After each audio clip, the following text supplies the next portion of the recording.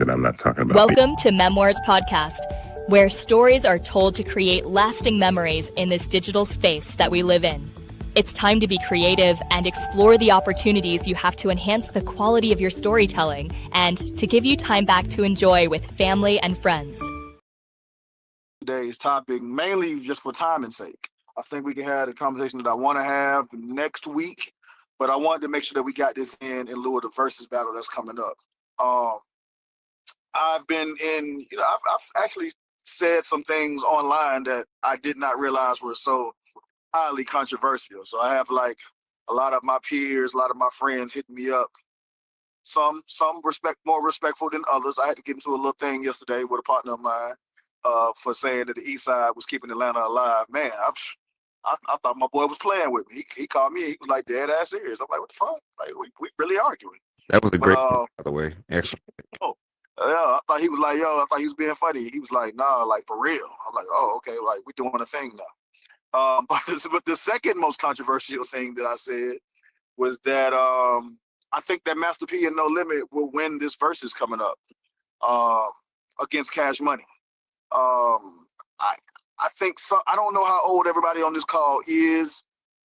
So today may just be one of those where everybody just sits around and listens. But I think enough of us on this call that are familiar with that era that might be able to chime in. Now, first of all, let me kind of qualify my statement about about No Limit winners. First of all, is if this is original Cash Money and original No Limit, I do think No Limit will win. If they start bringing in Young Money and we start talking about Drake and Nicki and that later Wayne catalog, then yeah, of course, I think it's a landslide in Cash Money's favor. But I think because of how much time has passed and also like the length of the actual No Limit run, I think P and No Limit, like their musical contributions can get overlooked very, very easily, especially when they have a rival, a musical counterpart that has done so well for so long. But I came up, you know what I'm saying? I'm actually writing an article about this for LinkedIn today. I came up in that No Limit era. I remember being in 11th grade and being introduced to Master P and No Limit and everything that they do. And what struck me and what has continued to like endure as far as their legacy is concerned, it's not just the music, right? We all know, what the music was, hate it or love it. If you think it aged well or not, I mean, that's up for debate. But Master P's business acumen and his marketing acumen in particular are what has always stood out to people. That is the thing that people remark on. If you remember that era, if you can think back to 96, 97, 98, 99, somewhere around that time. I don't even know if all of y'all was even born around that time or was born in an era where you could pay attention to that. But that era of the way that Master P did everything. Me and my partner Ray Daniels there used to be a thing between me and Ray. Ray would say Master P killed hip hop.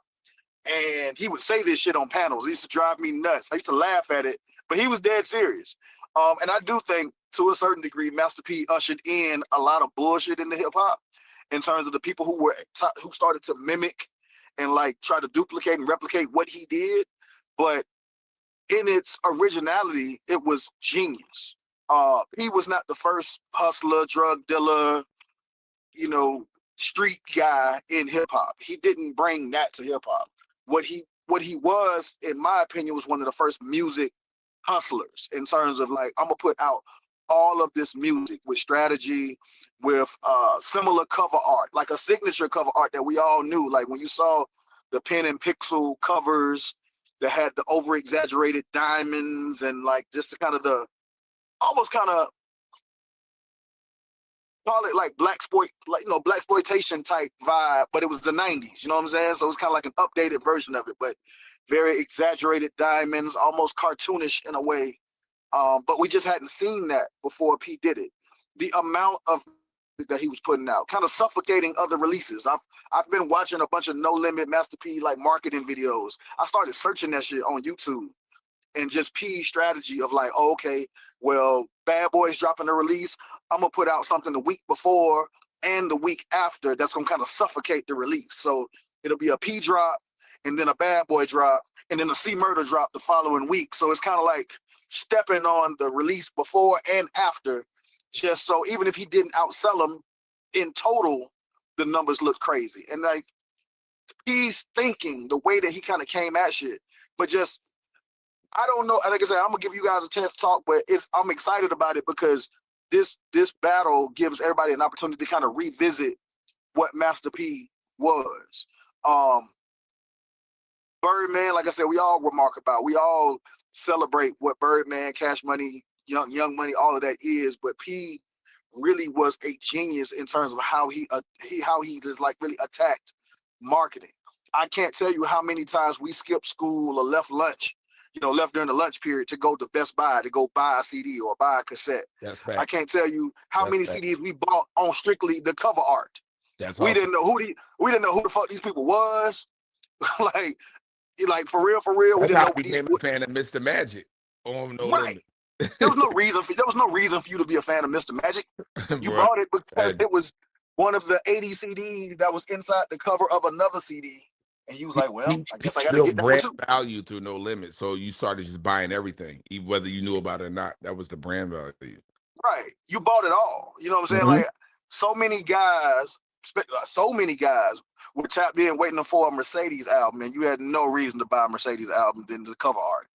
Like, there's no reason for you to like that woman. Like, I don't even think I've ever actually heard a Mercedes song. Me either. But I know I had a Mercedes poster. Everybody that down top Little Kim poster. Yes, that's exactly what it was. That young lady who I've never heard a song for was in my locker in high school. Just hanging up, you know what I'm saying? I had the cover art. I was waiting for it. I'm gonna say this though, and in reference to the verses, honestly, and I'm not even trying to crack a joke or start a fire. Even if you take Young Money away, the whole Young Money shit away, I still don't think No Limit can beat Cash Money in the verses. The reason, not at all. And the reason being is, number one, No Limit doesn't have an album that can stand up to 400 Degrees. Not one. They don't have one body of work that can stand next to 400 Degrees. That's that, right? On top of Wayne's solo, because Wayne is Cash Money. They don't have one body of work that can stand up to any of Wayne's 2 or 3 best albums. Honestly, right? Yeah, they got some records, right? You got Down for My Niggas. You got Make Them Say, you know the records, right? But even when you go to the big timers and you go number one stunner, that is a fucking record. When you go to Stay Fly, that is a fucking record. Like, these are Birdman's records now that are untouchable. You're not wrong. So we just keeping it on that. Now, from a marketing standpoint, I'm still going to lean towards Cash Money. I'm be honest, right? Because the motherfuckers the reason why the whole world started saying bling. Like, just being honest. Like, it's a word I've never used. When the last time y'all said fucking bling outside of that song? I'm just saying they made the world stupid ass word. That word got let that happen. Damn, bro. How we let that happen? That was but Dean, no, you're not wrong. Like, so don't get me wrong. I'm with you. I know that 400 Degrees is a classic. Like, that's no denying that. I do believe that the songs that you just mentioned, from Down for My Niggas to Make Them Say the No Limit Soldiers, the Freak Hoes, the It Ain't My Fault. They got records. Like, to assume that or to play it like, no, there is no one No Limit body of work, not a Mystical album, not a P album, not a Silk Socket. None of them have an album as good as 400 Degrees for sure. But what I've learned from watching verses, and I think all of y'all should have learned, when it comes down for 20 songs versus 20 songs, 20 songs versus 20 songs can get weird for some people. I've seen. I just don't think No Limit that I thought somebody should have won. But there were battles that we thought one person should have won, and it was like, oh, you played that? Oh, shit, he finna. That's true. But if you just want to say No Limit's best 20 versus Cash Money's best 20, not including Nicki, not including Drake, not including Young Money, I don't think they stand a test. I don't think they have a chance. It's not, well, it's like spades. Verses are like spades. Like, what card you gonna lay down can beat the card you're gonna lay down. That's why they switch at half. That's why they do 10, and then they let the other side go first, because you get to counter what they counter. And so sometimes somebody might play a record that would have beat 5 records out the pack, but they use it on a weak-ass record. They got to beat it with a lower record. It's really strategic. So, I mean, but I still think, you think about, Cash Money Records, you're not, I don't think anybody messing with that. I mean, now there are some sleepers in there, like with Mystical. You can put like Shake It Fast and stuff like that in there. I don't know. Was he still on? Was he still on No Limit then? Was he on No No, Limit? No. Yeah. Shake It Fast was not No Limit. That's right. It was just Jive. It was just That's what Jive. I'm telling you. Yeah, it was just Jive. They gonna lose then. They gonna lose. None of them mystical Pharrell records were No Limit. Not one of them. Well, Yeah, that's right. with I gotta go regard look. to the marketing of Master P, though, I will say the thing that always stood out to me about P is the Universal deal. He was the first nigga that I know to get 30 million for his record company, and then Cash Money right after that. Now, what they did with it was completely different. Like Cash Money, they bumped up the game from horses to automobiles, but Master P invented the $30 million Universal like indie major situation for me before. 80-20 split. I mean that 85-15. 90-10. What you talking about? And then Yeah, when I thought his it was a original deal was ridiculously 90-10 85-15. deal. Yeah. and then when you think about the rate at which he was dropping records, that's why he had gold toilets on fucking Cribs. That was hard. That was hard. Yeah, no, I mean, P was doing ridiculous rich nigga stuff back then. And one of the first ones of it. But I just want to even remark to the fact of, like, from the marketing side, right? The way that he introduced his artist. When Dean mentions, oh, I bought a Mr. Magic album, when I talked about Mercedes, when we talked about artists like Cain and Abel, we talked about artists like Mr. Server. Like, these are artists that you shouldn't really know, to be honest with you, right? My None of nigga them have Matt. any lamb. Yeah, they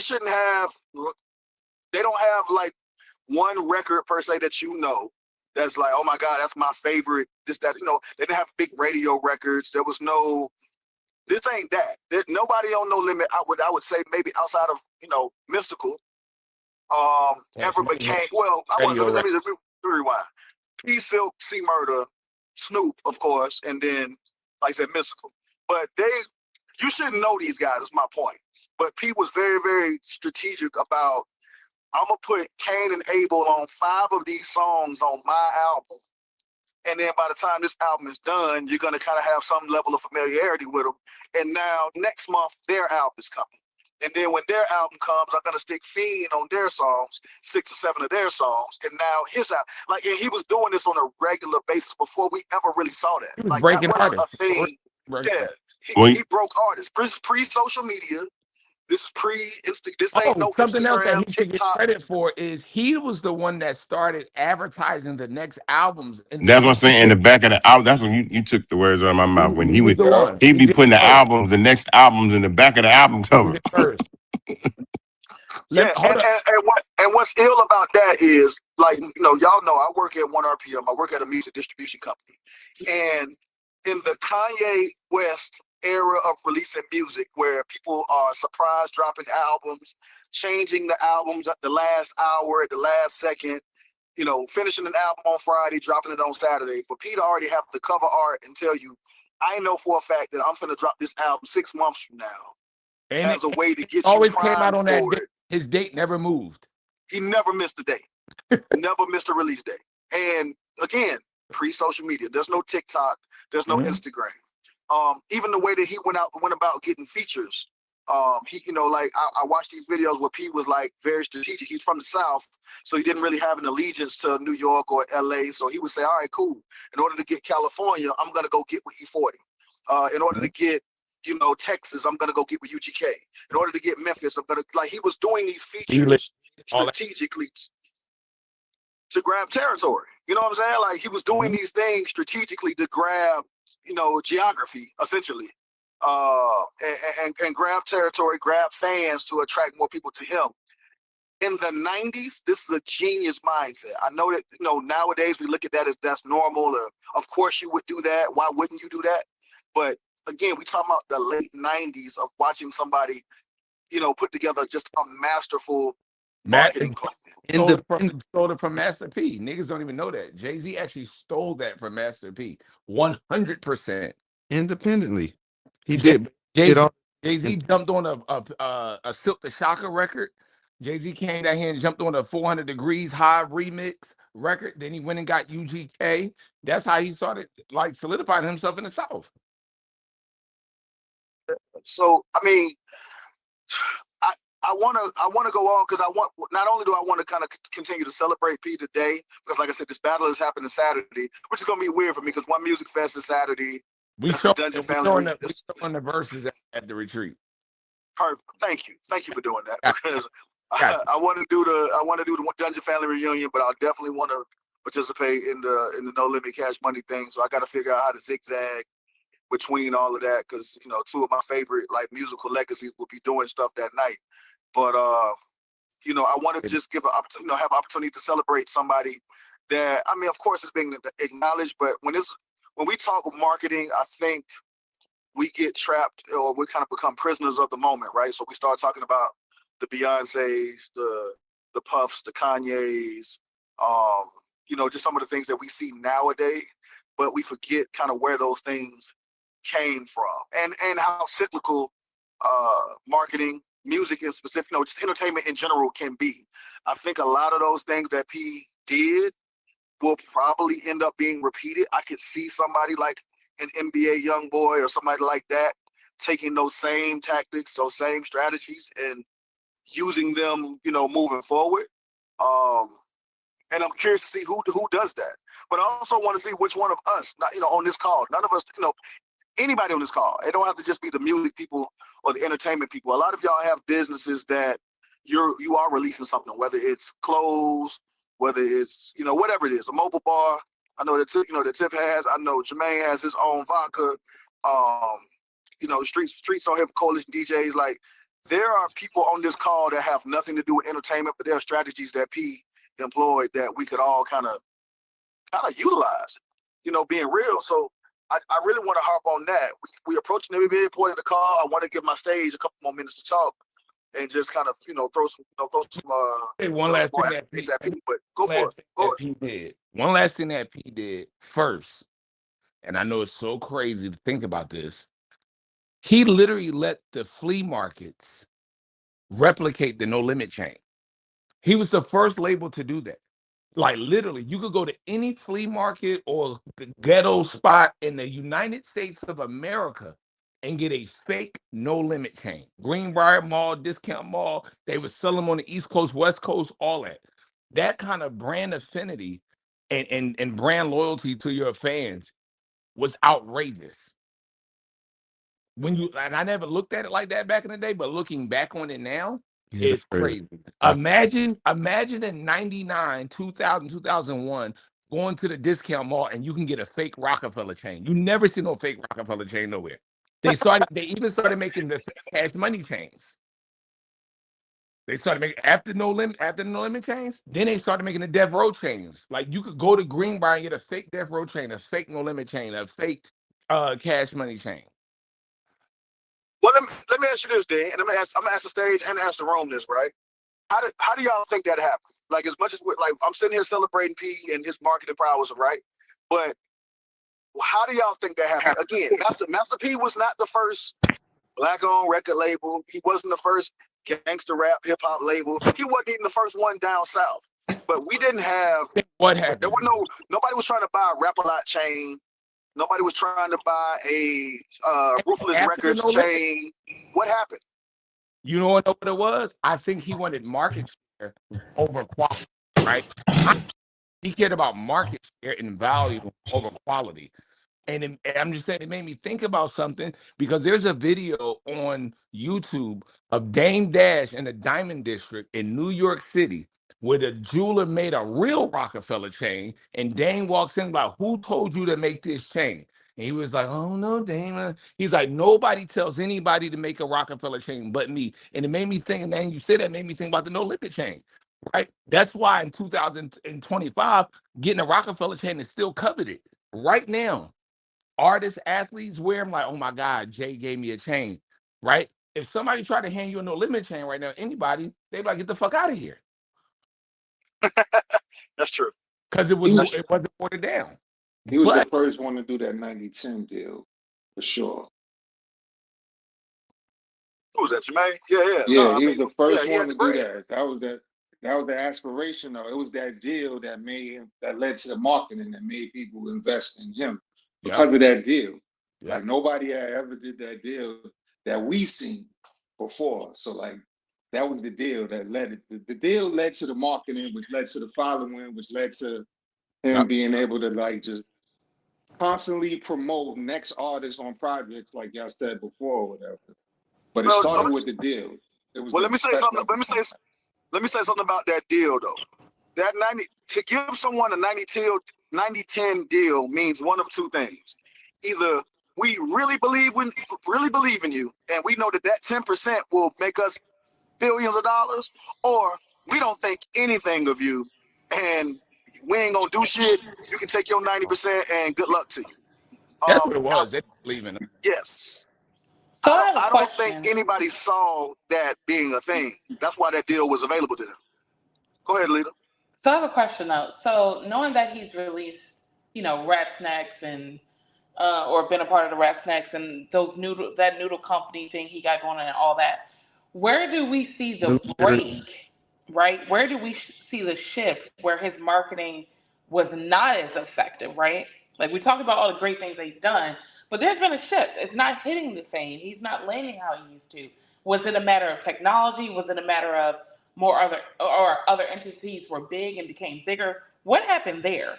He had a lot of The hiccups. element of Okay. cool has gone away. Simple. The Yes, I element think. of cool has gone. He's not cool anymore at But 50 hold on. years old. But that happened. That cool factor went away in the early 2000s. Yeah. Cash Money did that. Yes. Cash Money came He around self-sabotaged. with a similar business model, similar deal. Also, to speak to Jermaine's point about the 90-10, I think their deal was like 85-15, something crazy. They had like a very, very similar deal to what P had, but there was something a little more quote unquote authentic about them. If you go back and read a lot of the old articles and watch the old videos, and I'm not talking about the music videos, I'm talking about just interviews with the artists and just people from that time period. What you will see, because I went and did a deep dive, because I love this type of stuff. The deep dive was a lot of Master P's origins were from the Bay Area. Master P had left Louisiana at one point, moved to the Bay, and started kind of started his musical career in the Bay. So the people that were in New Orleans at the time, they knew of P. P was one of the guys, of course, at that time, but they really more so associated with him with P doing more West Coast leaning stuff, more West Coast leaning business. When Birdland and Cash Money came around, they were authentically New New Orleans. Orleans. And I And think so another window, that was the change. I think another window that he missed is that none of his kids landed. Like, and when it was Little Romeo and Little Bow Wow, nobody cared about Little Romeo. Like, again, it was just so after that break, it was just missed opportunity after missed opportunity. It did not stick. It did not land. So I think when we look at somebody's strategy from a certain time space, we have to also always look at what did not work, because when you can't transition or hand it off or do whatever, then it also becomes a matter of that strategy worked due to time and circumstance. I gotta cut P some slack because he was the first, so he didn't have no examples though. So he kind of made a mockery out of a lot of things he shouldn't have. I like the I always say the Romeo and Bow Wow things like Cardi B and Nicki Minaj. And when you really think about it, instead of being because Bow Wow was so cool, once again the cool factor. Bow Wow was so cool, and how he was positioned as an artist was so cool. The Brat around him, Jay-Z was around him, Jermaine Dupri was around him, the 106 and Park stuff, all of that. He was just dominant. So now when you put Romeo, and Romeo had success. We're not going to sit here and act like Romeo didn't have success. He sold records. He did a lot of things, TV shows, all types of stuff. But that cool factor, man, I keep telling people, it's more than anything, hip hop is rooted in cool. And some of the most successful people in hip hop, only hip hop, are also the people that we deem to be some of the coolest people. Can I ask a question?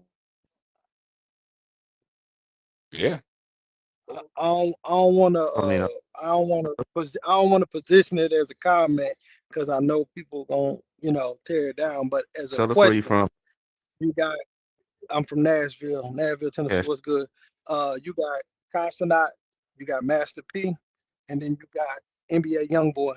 They all have a strategy that they are all implemented that everybody else stayed true to. Master P veered away from. NBA YoungBoy never did concerts. He just put out albums, no record label, only YouTube. Casanat never had a deal. All he did was YouTube. All he did was Twitch. And then later on, they start offering him deals that he walked away from. I feel like, do y'all think it's because Master P, the authenticness of Master P was Trunk, going to the hood, doing shows on his own, doing all of that. From that, moving into a more corporate sponsoring, a more corporate strategy. When you do that, do y'all think that's the case? Because if you look at Casanat, you look at the other people, they're still hanging true to their actual core fan base. They haven't changed that yet, and that right there is what's winning for them.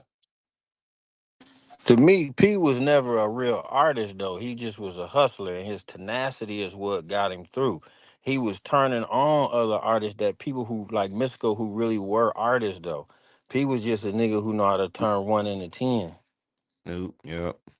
But So yeah, for also strategically, I like that what he was talking about, even from a touring aspect, right? Cash Money was smart enough and said, "Yo, we're gonna do this Cash Money Rough Riders tour. We're gonna do that." When DMX was the biggest shit in the world, No Limit never did that. No Limit has never done that. At their peak, at their height. Now they would do shows. Shows is different from a tour. I remember going to go see No Limit at the Nike Pavilion and all that kind of shit in high school. Like they did that, but they didn't do a tour. No Limit wasn't popping up at Phillips Arena before it was State Farm Arena. They wasn't popping up there by themselves with Master P and the whole gang. That's right, Dean. To your point, that's Cash Money had the ability to see the mistakes P made, and then it was two of them. So it wasn't just one; it was just one P. You had Ronald and Bryant over there. Yeah, yeah. straight up. Straight. Uh, so let's see. We got a couple of people from the audience with their hands up. Thank you for that, Nino. We appreciate you. Right the row. I'm sorry. I'm not sure. Yeah, I was listening to the conversation, and I just feel that Tell us where you Master, hum. tell us where you're from first. Oh, I'm from Brooklyn, New York. BK in the house. Welcome.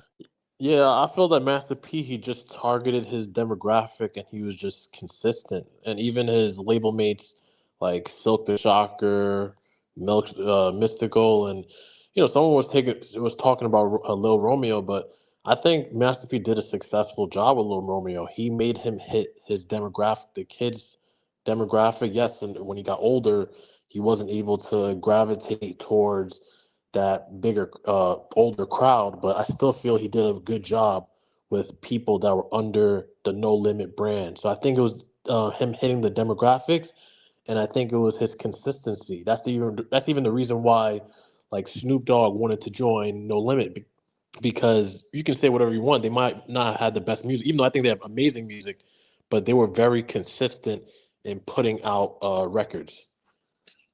I think Master P had a Waffle House approach, right? It's like to Alita's point when she asked like, well, what happened when it stopped working? I think that suffocating approach from a marketing standpoint is like, how long can you market? I don't want to call it subpar because I don't, especially at that time, I didn't believe it to be subpar. No, it wasn't.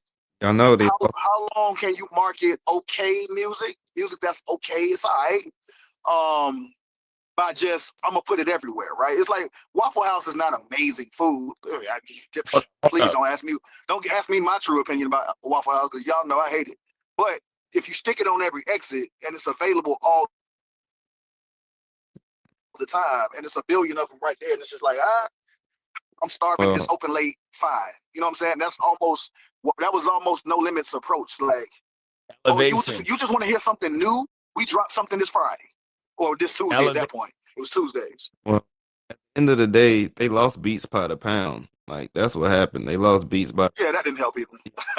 By the pound. For sure. The reason they was able to put out their projects or promote their projects a year and a half in advance. You know what I'm saying? And then when Cash Money came and was doing everything they was doing with fucking with Manny Fresh, they lost Beats by the, Cash Money lost Beats by the Pound right after.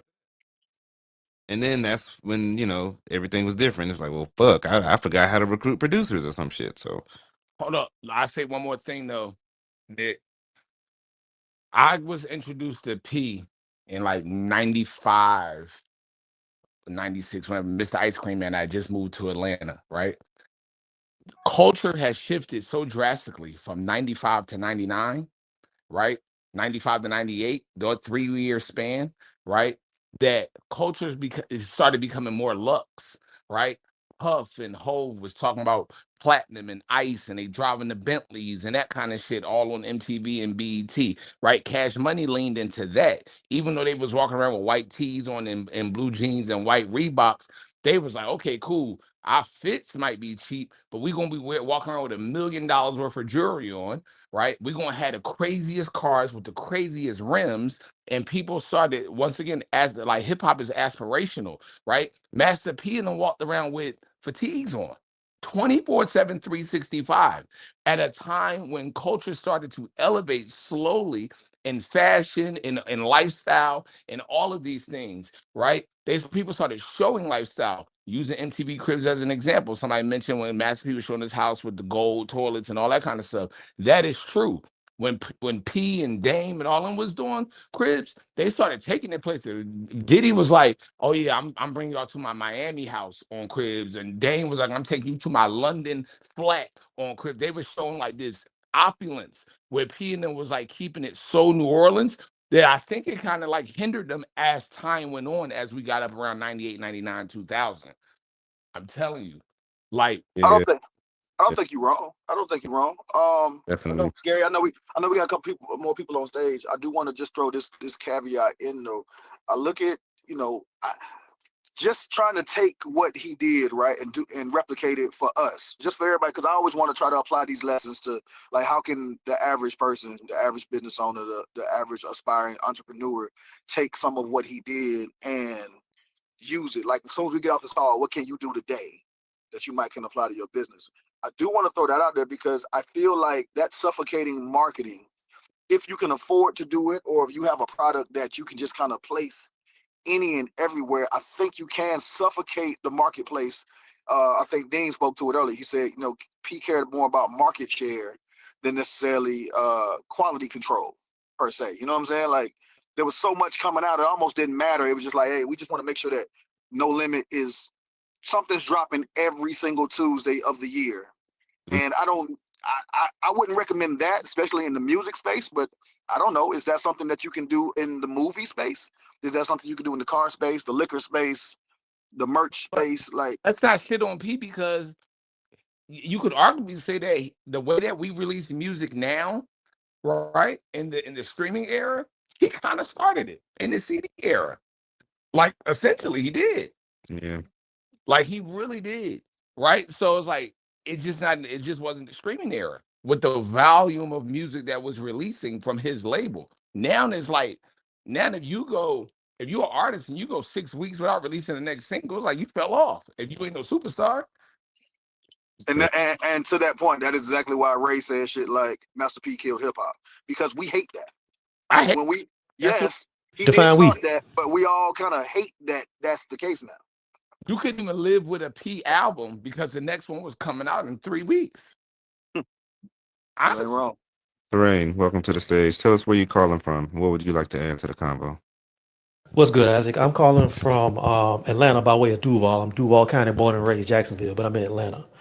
Okay. Um, I think one thing is happening in this conversation, although it's an excellent conversation.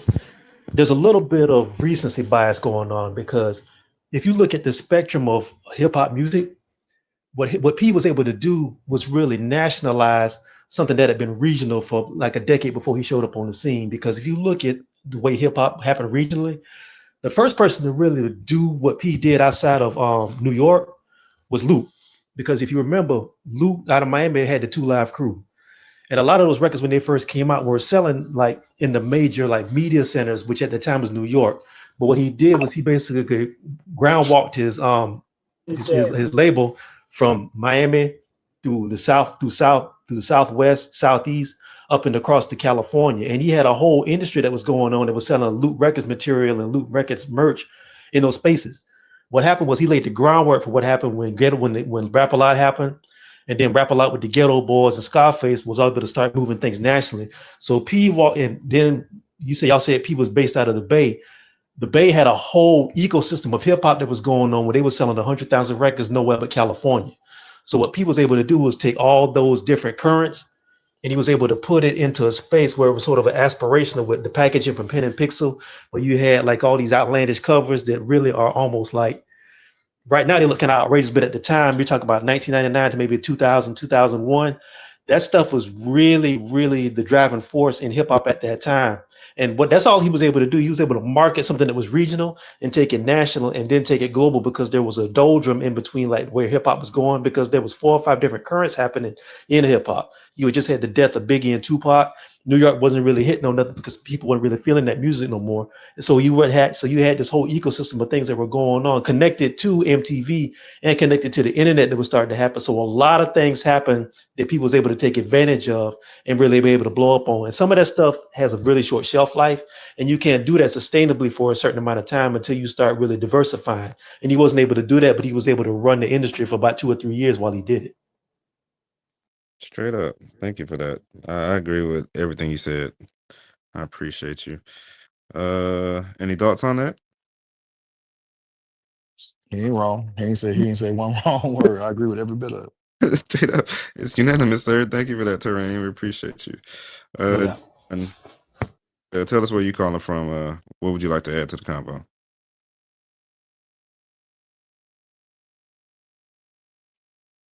John going once.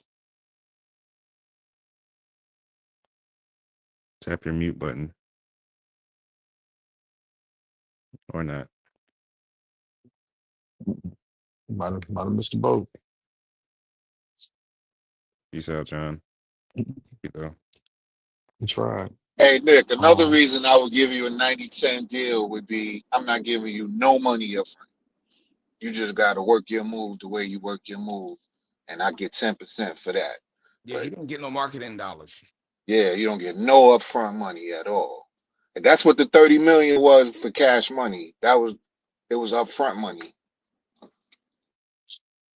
yeah, I think that again, when you don't believe in somebody's thing, or because it's like I said, he just basically had a distribution deal. When you don't know what to do with it, when you have no idea what to do with a product, and you just like, hey man, I'm gonna let y'all figure it out. If it don't work, what do we lose? We didn't lose anything. So I But I feel do, like that's I what do happened. believe with as much There was no success, sacrifice in it. with as much success as TDE has had, and Dreamville's had their success, we'll never see another Cash Money No Limit ever in life, Bro, we just bought their products on GP. right? Like you So said, like Mia X, like you know what I'm saying? Anybody else came out with, he was like, oh, I got somebody for that.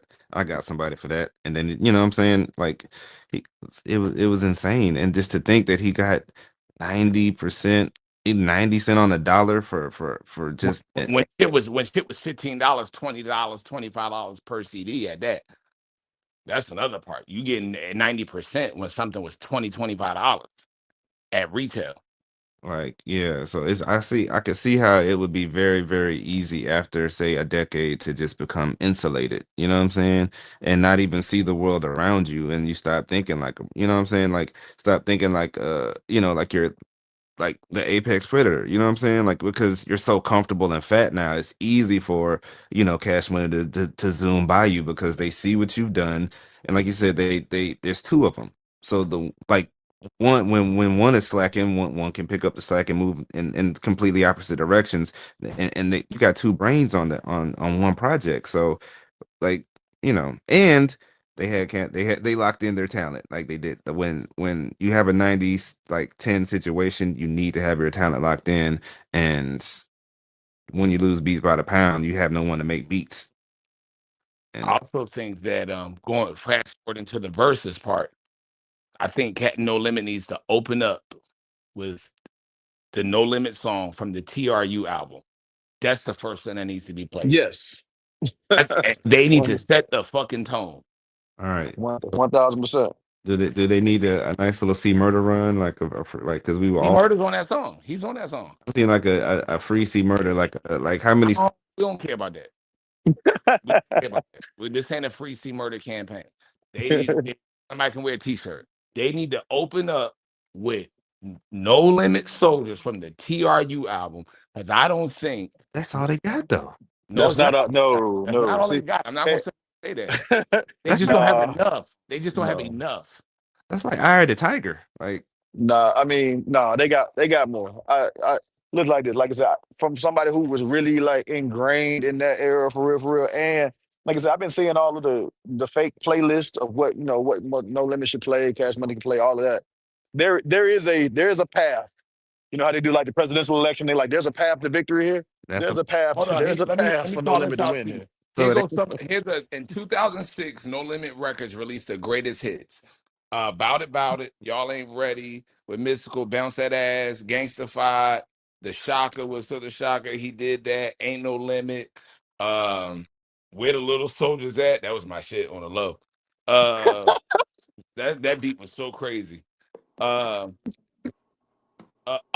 I'm gonna tell you what I would open up with if I was motherfucking. I mean, I know like true. I would start with TRU. The second song I would play is Where the Hot Girls At. That song, That's a great song. Where the Hot Girls At, right here, over there. They got to play shit like that to I, like to route the crowd up. They do anything else, they getting smoked. real quick, Lockdown Society Media. Welcome to the stage. Tell us where you're calling from. What would you like to add to the conversation? Lockdown Society Media. Media. Unmute yourself. Maybe that'll help. Or not. Everybody doing the mute thing. What's happening with everybody on the mute today? Like Isaac said, everybody Hello. But there you go. All right. tell us where you My bad on the mute. Oh, Uh, good. my my name is 087638 OG Moppy Ramopolis Tiant Pleasant. I'm the CEO of Lockdown Society Media. We're the voices from the pen. Uh, welcome. First of all, yeah, I'm listening to the No Limit thing, right? Uh, I grew up in New Orleans. So go Saints, right? I'm listening to y'all talking about Master P, and I just joined the conversation, as you can see. So I was just listening. But as the CEO of Lockdown Society Media, free C murder, right? Free C murder and every other slave incarcerated. So what Lockdown Society Media's goal is right now, I couldn't read or write pretty much. So I was 29 years old. I learned in the penitentiary where I did, and I had a speech impediment. So it took a lot of she sells seashells down by the seashore. Peter Piper picked a peck of pickled peppers, a peck of pickled peppers, Peter Piper picked, Killing it. right? So then I start writing these books, the Crime Don't Pay series, right? And I can only write what I know. And I didn't know nuclear submarines, so I didn't write Hunt for Red October. I wrote the Crime Don't Pay series, book one, Mississippi Madness. It's all about the Mississippi Gulf Coast, where I was born, Pascagoula, Moss Point, Mississippi. So I'm just here getting information. My radio show, I have a radio show, come on, vibeaz247.com, right? It's internet radio. It's pretty cool. But I do the Lockdown Society Media Hour. And right now, what I'm doing is trying to show the world that good old Abe Lincoln and that great Gettysburg Address was nothing but a sham. The 13th Amendment did not abolish slavery, but expanded it to all of the states. Uh, Simply by saying slavery has been abolished except for the convicted felon. Well, actually, how it reads is And at any rate. So that's our mission. That's our goal. Uh, couldn't thoughts on speak. I it? couldn't speak so long. My mama say once I learned how to talk, I used to talk. My mama say ain't shut up since. So I'm gonna log off.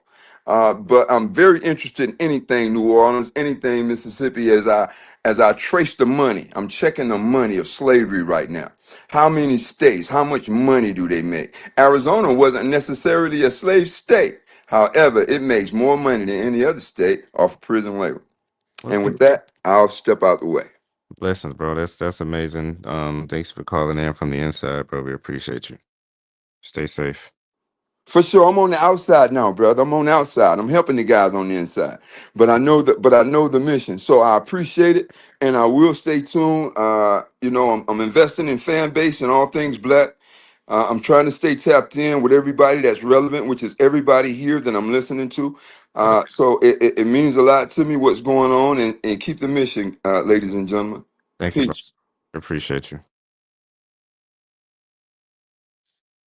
Damn, I was excited, bro. I thought we had one from the inside. I was like, damn, it's the first one. Like the fan base called it from the inside. That shit was about to beat him. I ain't gonna lie, I needed that, bro. Yeah. Shout out to Lockdown Media. I needed that. Yeah, thank you for that, bro. That was some energy. All right. Where we at? I forgot where we was at. Man. We was talking about Master P, right? I think. He's great. He put a lot of money in the streets. He showed us how to get money. He showed me what to do when you get a big check. That's what I would give him. He gonna get smoked. He showed That's what it is. he showed Oh me. yeah, I see what Nick tried to do. Nick is a nice guy, and I love Nick. Nick's my brother. Nick said, "Let's get P his flowers now before we get smoked on Saturday the Okay, fucking verses." That's what there Nick is did. I see what you there did, Nick. there is an element Word. of that, right? I don't think we're gonna be able to honor P properly Yeah, because next it's Monday, over. and then I don't think he's gonna get It's smoked, but over. Bro, What I anybody know at what No can Limit happen, gonna do when that nigga say, "Here come the youngest Wayne. You can call me Wheezy, ride down man. the interstate in the Lamborghini." That nigga was like 15 saying that. Nah, I just think Cash Money is just more likable, more popular. I think it's gonna be a They it's gonna got be a better popularity thing. songs. You had to be in that era. You had to grow up But in an they got era to better fully songs. It's not about appreciate likable. No You can Limit. not like Cash Money. They have better songs. Back that ass up is They the can big win joker. without playing And Drake they and got a Nicki. bunch That's of the them. other part. They don't have to play Drake and Nicki at all, and they can still win. They never stop. they don't. That that's gonna be like a samurai sword when the sixth god get played. That, Hey, Dean, this for the culture, man. It ain't. No, this Yeah, ain't for that's the right, culture. bro, This is man. this yo. I called my girl at Complex. Like, why you do this? She's like, didn't get off my phone with that shit. Yo, this is horrible. No, it'll be cool. All, all It'll be that, cool to see. all that. This for the culture. The Do we Yeah, people think? win. The people don't win shit. We don't win Do a y'all think? motherfucking thing. Do y'all we're think this gonna will have do a good numbers? time. Do y'all think this will do numbers? No. What You you talking about like mean? virally? No, no, yeah, views, everything. Do No. you think this Hell battle will yeah. do when No. we talk about some of the bigger verses, the Dipset locks, the Jeezy Gucci, Yes. all Yes. No. of that? Yes. Will No. it do this? Yes. Yes. No. I want to see them stand on We stage. were in the fucking house locked up in cells That's true. because of goddamn Not for COVID. Dipset. Yes, we were. That was COVID. Was it? Was No, we was did Jeezy Jeezy Gucci. COVID? We was outside. No, we Yeah. wasn't. That's not No, we true. That's were not true. not. That was No, we was not. COVID. No, we wasn't. No, we wasn't. We still I'm in telling COVID. you, we had nothing to Gucci do was but order COVID. Damn. DoorDash and wait for fucking verses to come on. Yeah, I was at Magic City that Oh. day for the Jeezy Gucci thing earlier in the day, and they still had the glasses up, and you had to wear a mask to come inside. Number It was a whole one, thing. So when yeah, you about to have 100,000 people in Atlanta alone at a festival while this is taking place.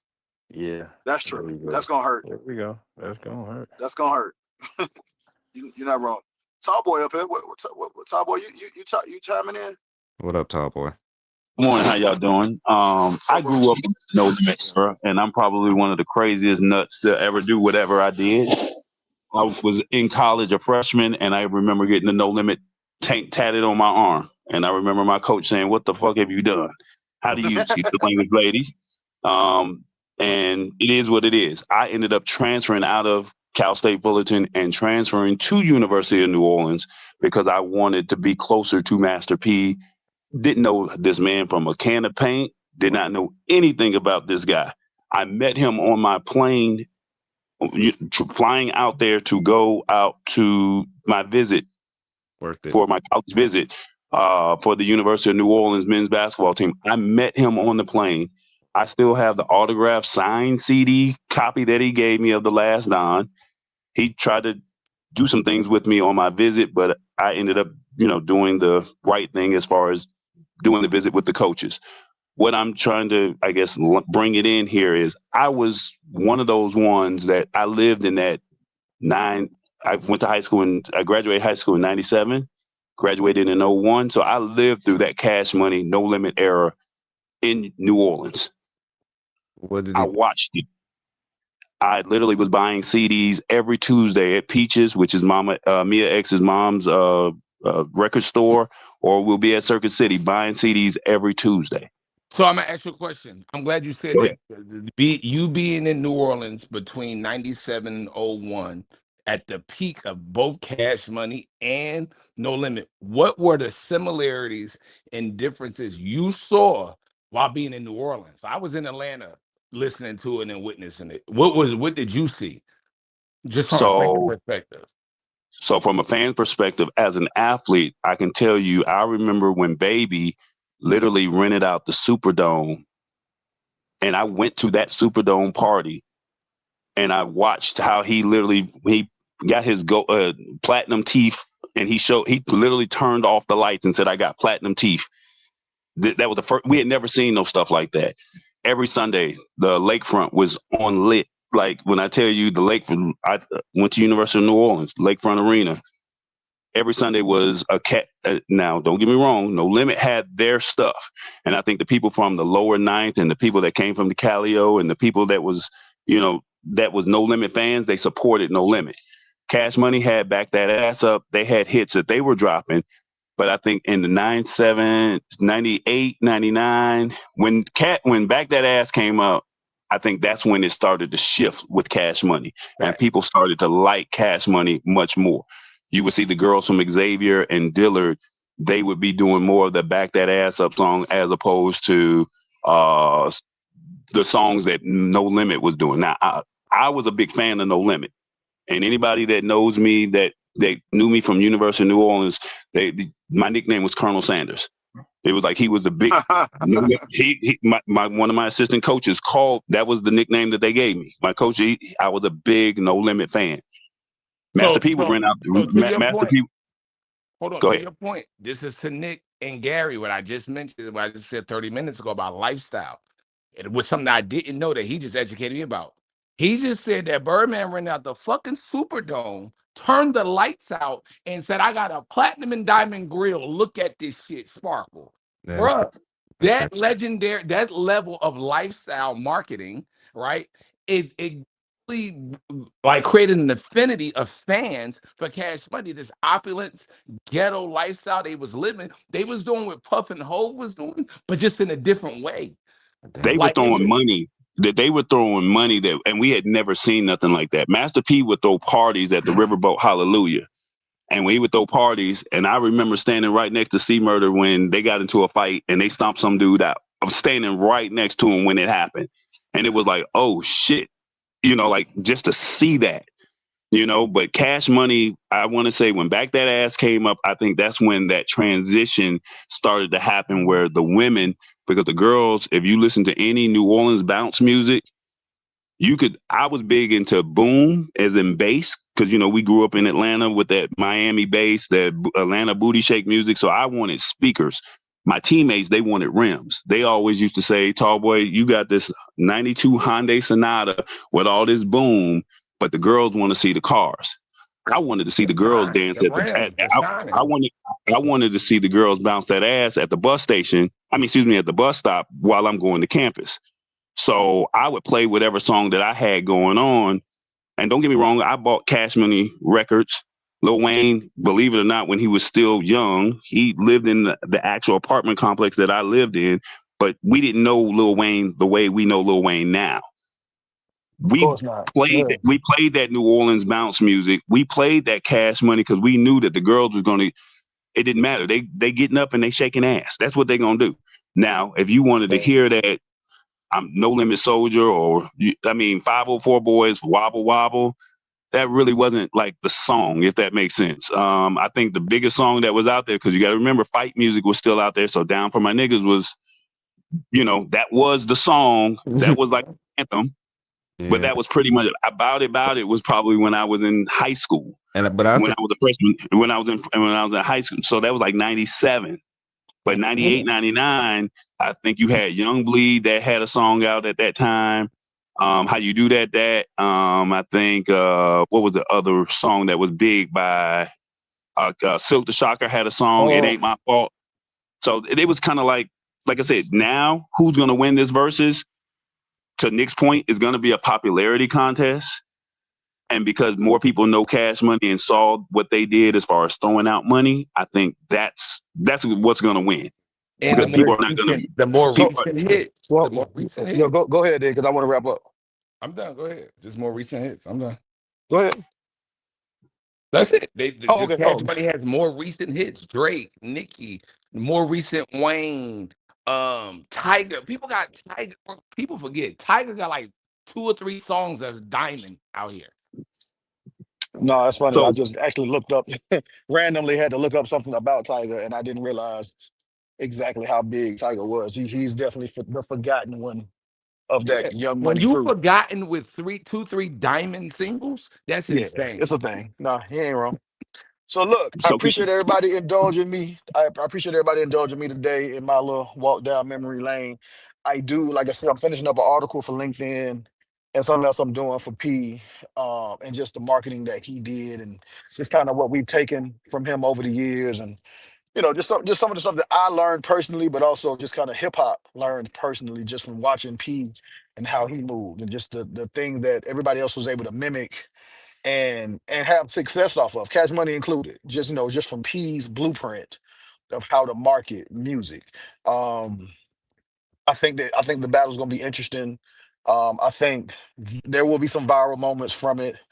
I hope that both sides are able to capitalize on it. I do believe that there's some dope artists that were attached to No Limit.